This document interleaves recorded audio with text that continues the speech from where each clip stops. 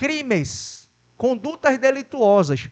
Qualquer conduta civil, é um contrato, uma obrigação disso, uma obrigação daquilo, é juiz normal, como eu e você. Prerrogativa de foro é apenas, conduta criminosa. O cara praticou um crime, ele vai ser julgado no STF, certo? Isso é muito comum da gente confundir. Tem um fato muito famoso, um caso muito famoso, que foi o caso de Romário, senador da República, né? A ex-esposa dele, mãe de um dos seus filhos, processou ele por causa de atraso na pensão alimentícia. Quem foi que julgou? O juízo lá do Rio de Janeiro, da Vara de Família, que era o lugar onde a filha morava. Não tem nada a ver com o STF, porque pensão alimentícia não tem nada a ver com conduta criminosa, conduta de natureza cível. Então, são demandas que envolvem relações familiares, relações cíveis. Então, cuidado com isso, tá? A prerrogativa de foro só vale, a partir de condutas criminosas praticadas pelo parlamentar a partir da diplomação. Tá certo, pessoal? Tranquilo?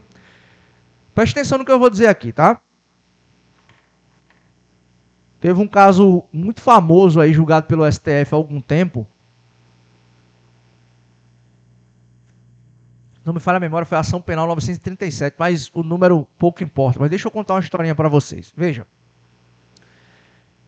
O que acontece aqui? Vinha sendo muito comum no Supremo Tribunal Federal acontecer aquilo que a doutrina começou a chamar de ping-pong processual e que o ministro Joaquim Barbosa, que vocês devem conhecer, uma vez chamou de valsa processual. O que era isso aqui?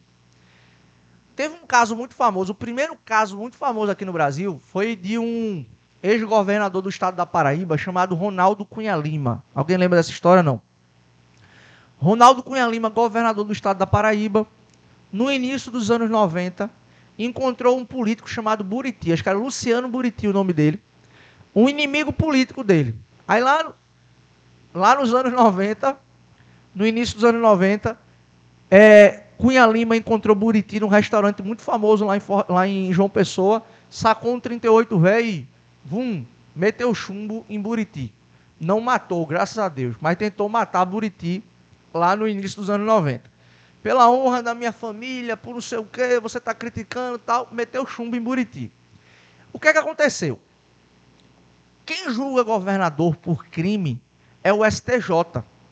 Aí, na época, Ronaldo Cunha Lima foi denunciado por tentativa de assassinato no âmbito do STJ. O que aconteceu? Terminou o mandato dele de governador. O processo que estava contra ele lá no STJ fez o quê? Primeiro grau. Por quê? Porque é a prerrogativa do cargo. Enquanto você está no cargo, o processo está lá. Não está mais no cargo, o processo vai voltar. Beleza? Ok.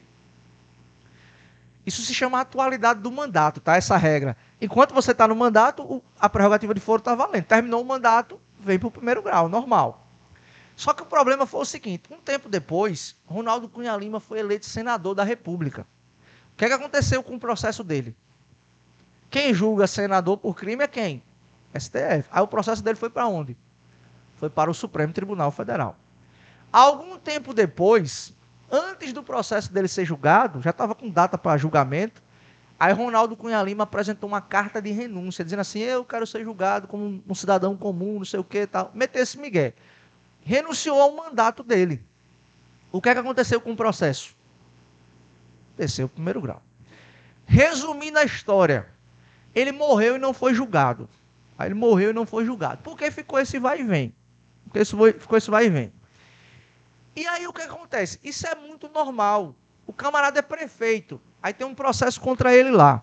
Quem julga prefeito é o Tribunal de Justiça do Estado dele, se for crime estadual, né? Se for crime federal é o TRF, se for crime eleitoral é o TRE. Aí o camarada termina o mandato dele de prefeito. O que acontece com o processo? Primeiro grau. Aí o cara é eleito deputado federal. O que acontece com o processo dele? Aí pro STF. Aí termina o mandato. Aí o processo volta. Aí fica nessa valsa, nesse ping-pong. Até que aconteceu um caso em 2018, que o ministro Barroso suscitou uma questão de ordem e pediu para que o STF olhasse com um pouquinho mais de cuidado a situação. O caso foi o seguinte: um camarada era prefeito do município de Volta Redonda, Rio de Janeiro, e aí ele estava sendo acusado de integrar uma quadrilha no esquema de corrupção, de frustrar licitações e etc e tal. Aí, na época, o processo estava rolando contra ele no Tribunal de Justiça do Estado do Rio de Janeiro. Aí, na época, rolou uma celeuma Porque houve dúvida se a competência era do TJ ou se era do TRE do Rio de Janeiro. Aí o TJ do Rio de Janeiro mandou o processo para o TRE. Aí foi para o TRE. Terminou o mandato dele de prefeito. O que aconteceu com o processo? Primeiro grau. Aí depois ele foi suplente de deputado federal. O processo dele continuou no primeiro grau. Afinal de contas, suplente não tem imunidade. Ok. Depois de um tempo, o titular do mandato se afastou, porque foi passar 120 dias lá para tratamento de saúde. Aí o que aconteceu com o processo dele? Foi para o STF. Quando o processo dele estava em vias de ser julgado, o titular retornou para o mandato. O que é que ia acontecer com o mandato dele? O processo dele, aliás? Aí foi quando o Barroso pegou na história e disse assim, peraí, vamos raciocinar da seguinte forma. Qual é a lógica da imunidade parlamentar? É garantir ao respectivo parlamentar a necessária independência e autonomia no exercício da função. Por que agente supremo está julgando uma conduta que o camarada cometeu em 2008, quando ele era prefeito? Não faz sentido isso. Não é para ser assim. Aí Barroso sugeriu uma interpretação restritiva da imunidade parlamentar e o STF fixou a seguinte tese, pessoal. Para que o parlamentar, veja a situação, para que o deputado, o senador, seja julgado no STF por uma conduta criminosa, o STF exige esses dois requisitos aqui agora. Primeiro, que a conduta tenha sido praticada após a diplomação. Então, vamos colocar aqui, ó. Crime praticado após a diplomação. Então, ó, crime praticado após a diplomação. E o segundo requisito, que é cumulativo, certo? O segundo requisito, que é cumulativo. Aí o STF disse assim, ó, o crime tem que ser praticado após a diplomação e que tenha relação com o exercício da função. Então, vamos anotar aqui para poder explicar melhor. Que tenha relação com o exercício da função. Que tenha relação com o exercício da função. Então, o Supremo fixou essa tese aqui para dizer, ei, não vai ter mais essa boquinha de processo está subindo não, viu? Se o camarada é eleito parlamentar, ele é diplomado, os processos que tem contra eles em qualquer lugar vão ficar onde estão. Não vai mais subir para o Supremo Tribunal Federal. Por quê? O Supremo limitou e disse assim, ó, eu só vou julgar crimes cometidos o quê? Após a diplomação.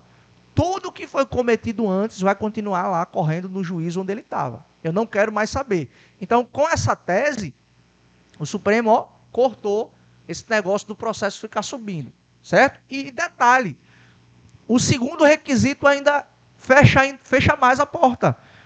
Porque o segundo requisito diz assim, não é qualquer crime cometido pelo parlamentar após a diplomação que eu vou julgar. É crime que tenha relação com o exercício da função. Porque imagina, eu sou parlamentar lá em Brasília, saio num dia lá que a gente aprovou um projeto de minha autoria, vou num bar comemorar com a minha esposa, chega lá o camarada assedia ela, não sei o quê, eu saco uma metralhadora e mato o camarada. Eu saco uma metralhadora. Veja, esse crime tem a ver com a minha função, esse crime tem a ver, tem nada a ver. Então eu vou ser julgado lá no juízo do lugar onde eu pratiquei o crime. Então o STF limitou demais, fechou a porta valendo. Só vai julgar crimes cometidos após a diplomação que tenha relação com o exercício da função. Se não preencher esses dois requisitos, vai ser julgado lá no juízo de primeiro grau, no juízo de origem. Tá certo, pessoal? Tranquilo até aqui? Fala, brother.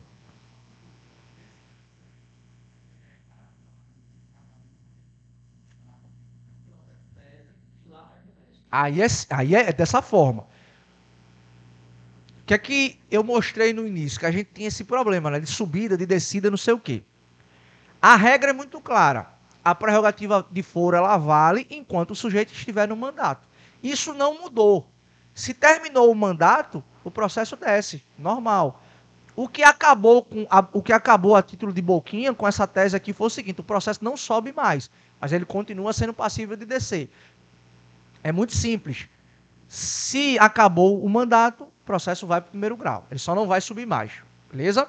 Isso se chama atualidade do mandato. A prerrogativa de foro vale enquanto o sujeito estiver lá no mandato. Belezinha? Ok. Então acabou, né? Esse negócio de vai e vem, vai para lá, vai para cá. Esse ping-pong ou essa valsa processual que o ministro Joaquim Barbosa chamava. Pergunta de prova para a gente poder arrematar. Não acabou ainda a prerrogativa de foro, tá certo? Eu ainda vou falar disso, no final, quando eu arrematar essa parte aqui das imunidades, que a gente só vai terminar amanhã. Mas eu ainda vou falar mais uma besteirinha. Mas para hoje tem um ponto importante para fim de prova. Imaginem o seguinte, a gente tem uma quadrilha, certo? Esse lado de cá é uma quadrilha de parlamentares. Aqui só tem parlamentar. E nesse lado de cá está um monte de empresário e empresária aqui que está gozando de favores aí do poder público por causa da propina que está sendo paga a esses parlamentares. Aí a gente foi preso, a gente está dentro de uma cela, isso aqui é uma cela. A pergunta é a seguinte: onde é que a gente vai ser julgado? Do lado de cá só tem deputados e senadores, deputadas e senadoras. E do lado de cá, empresário que todo mundo mora em Brasília. A minha pergunta é clara. Nós estamos presos e seremos processados. Onde é que a gente vai ser processado? Hein? E aí, vamos fazer de conta, só para melhorar a pergunta. Todos os crimes que os parlamentares praticaram foram após a diplomação e que tem relação com o exercício da função. E nós estamos no bolo aqui, nós praticamos os crimes juntos. A pergunta é clara: onde é que a gente vai ser julgado? Sim, eu quero saber, onde é que a gente vai ser julgado? Nós que não somos parlamentares e eles que são parlamentares, onde é que seremos julgados? E nós? No próprio quê? Por quê?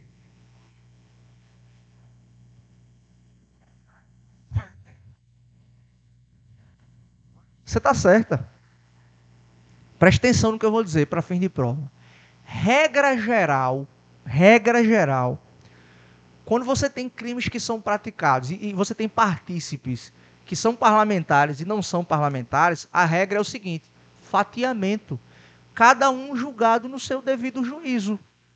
Parlamentares julgados na prerrogativa de foro competente e quem não tem prerrogativa de foro no juízo competente lá do lugar onde o crime foi praticado. Essa é a regra, cada um no seu quadradinho. Se tem regra, tem o quê? Qual é a exceção? O Supremo diz o seguinte, tá, pessoal? Isso foi uma tese aplicada no julgamento do mensalão, a famosa ação penal 470. O que é que o STF disse naquele caso? O STF falou o seguinte, que a lógica foi a seguinte: eu vou fatiar se eu tenho crimes que são cometidos por gente que tem prerrogativa de foro e gente que não tem prerrogativa de foro. Mas se esse fatiamento atrapalhar a investigação ou eventualmente atrapalhar o processamento, o processo judicial em si, se houver prejuízo para a investigação ou para o processo, aí a ideia é que todo mundo seja julgado na prerrogativa de foro. Ou seja, todo mundo vai ser julgado pelo STF. No caso do mensalão, foi exatamente a tese que o STF aplicou. Na época, queriam fazer isso, tem um monte de empresário, tem um monte de empreiteiro e tem um monte de parlamentar. Então, os parlamentares vão ser julgados no STF e o resto nos juízos competentes. Aí, o que aconteceu? Tinham vários crimes praticados em vários estados. Aí, na hora de fatiar, ia inquérito para um estado, ia processo para outro estado, não sei o quê.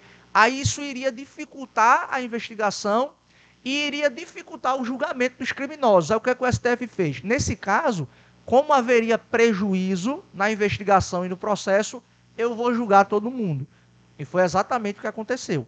O STF, inclusive, condenou empresários, empreiteiros, etc., no julgamento, todo mundo julgado no mesmo lugar, né? É como se a prerrogativa de foro, ela atraísse a competência. Mesmo quem não tem prerrogativa de foro, nesse caso, excepcionalmente, vai ser julgado pelo Supremo Tribunal Federal. Mas a regra é clara, fatiamento, cada um no seu quadrado.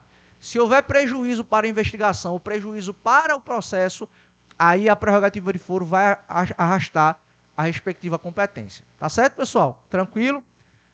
Uma última coisinha para arrematar. O deputado estadual tem prerrogativa de foro? Tem ou não tem?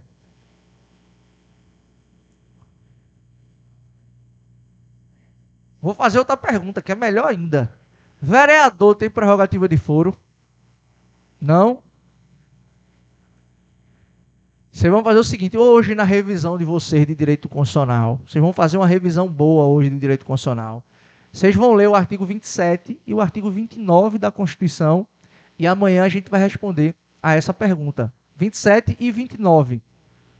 Artigo 27 e artigo 29. E leiam o 53 também, porque a gente vai terminar ele amanhã, né? Se tem prerrogativa de foro. Deputados estaduais e vereadores. Se tem ou não tem prerrogativa de foro. Aí vocês vão ler artigo 27, artigo 29 e, por gentileza, o artigo 53 também, tá certo? Ok, pessoal? Então, ó, vamos encerrar nossa aula por hoje. Na próxima aula, vulgo amanhã, a gente avança aí nessa parte de Poder Legislativo e amanhã provavelmente a gente já entra em Poder Executivo, tá certo? Obrigado pela presença de vocês, bons estudos, voltem em paz aí para suas casas, para quem vai trabalhar, bom trabalho e até a nossa próxima aula.